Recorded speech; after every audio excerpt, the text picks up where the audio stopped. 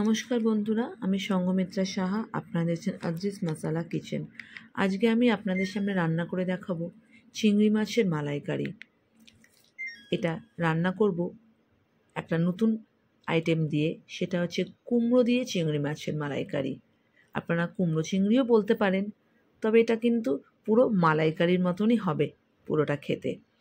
তো এর জন্য আমরা নিয়েছি 200 থেকে 250 গ্রামের মতন কুমড়োটাকে আমরা গ্রেটারে গ্রেট করে নেব।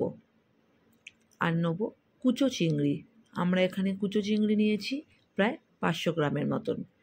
এই চিংড়ি মাছগুলোকে কিন্তু যখন পরিষ্কার করবেন না, পেছনের যেটা কালো শির থাকে সেটা কিন্তু অবশ্যই ফেলে দেবেন। তো আমরা এই সাইজের একটা কুমড়ো নিয়েছি, নিয়ে এটাকে এবারে আমরা গ্রেটারে গ্রেট করে নেব। ঠিক আছে, একদম কুড়িয়ে নেবো যেটাকে বলে। তো আমরা এটাকে গ্রেট করে নিচ্ছি কুমড়োটাকে। এটাতে কি হয় বলুন তো, চিংড়ি মাছের মালাইকারিতে আমরা জেনারেলি সর্ষে নারকেল এগুলো ইউজ করি।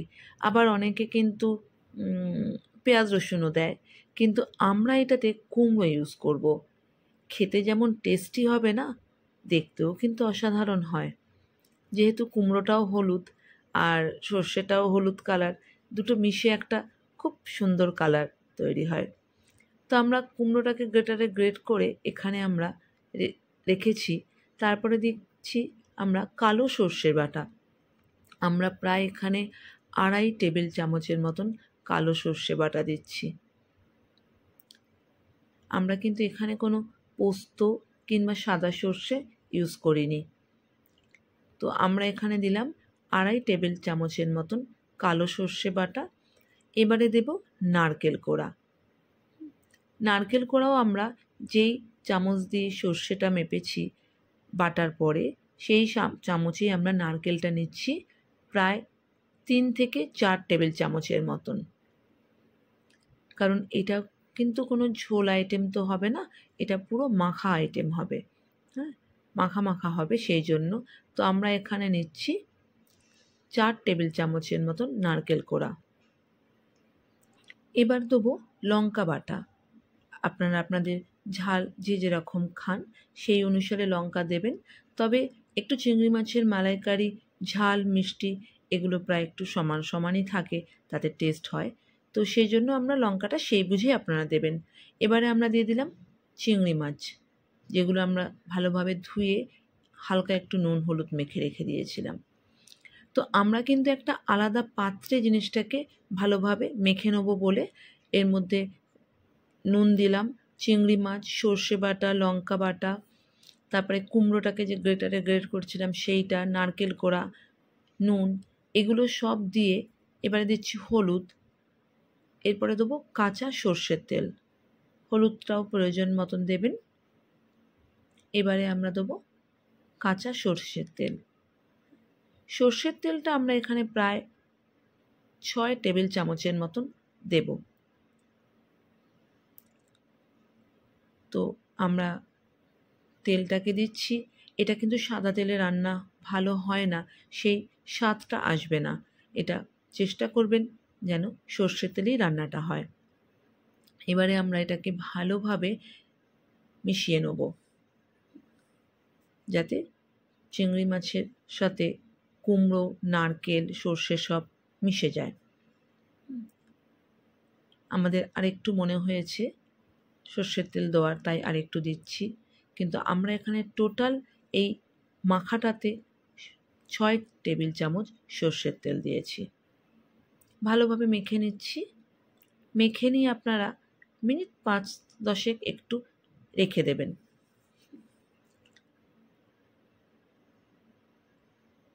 এটা কিন্তু গরম ভাতের সাথে ভীষণ ভালো লাগে। বাড়িতে লোকজন আসলেও রান্না করবেন, আর আপনারা বলবেন না কিন্তু এতে কুমড়ো দিয়েছেন, তাদেরকে জিজ্ঞাসা করবেন যে এটার মধ্যে কী আছে।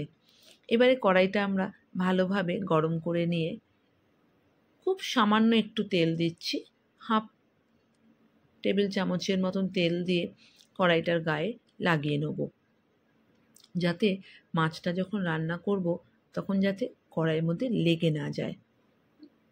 পুরো তেলটা কড়াইয়ের গায়ে লাগিয়ে নিয়েছি গরম করে নিয়ে।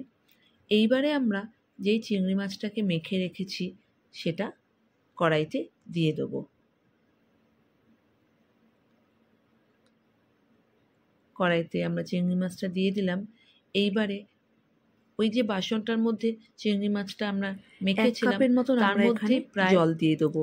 যে পাত্রটার মধ্যে আমরা মেখেছিলাম তার মধ্যে জলটাকে দিয়ে ওই মশলাটাকে ধুয়ে আমরা দিয়ে দিয়েছি। এবারে আমরা গ্যাসের আঁচটাকে বাড়িয়ে দেবো যতক্ষণ না ঝোলটা ফুটে ওঠে।